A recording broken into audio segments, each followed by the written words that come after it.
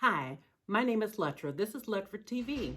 And as the caption states, I'm going to show you an inexpensive way to clean your beauty blender. You don't need to buy all those extra things. I mean, it's really simple, quick, and it would get it clean. So stay tuned.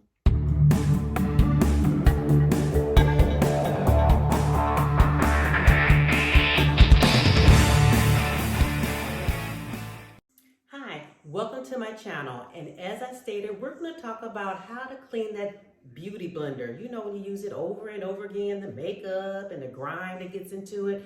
I'm going to show you a simple tip on how to clean this beauty blender, and it doesn't take inexpensive products or anything like that when they have all these gadgets showing you, you can clean a beauty blender simply or whatever. But I'm going to show you what I do to clean my beauty blender.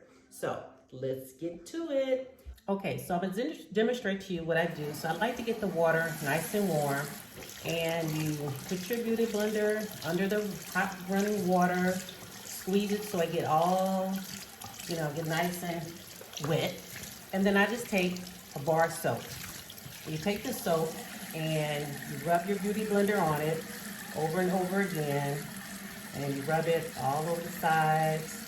And what I like to do, because you see the soap starting to get all the yuck on it, the makeup, shall I say. Then I squeeze it so all the makeup starts to come out.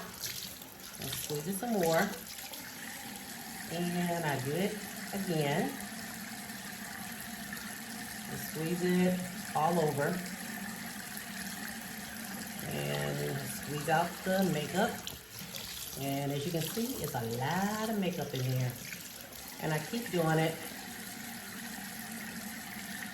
Squeezing it, rubbing it through on the soap. I like to use bar soap because I think the bar soap is actually easier, to be honest with you.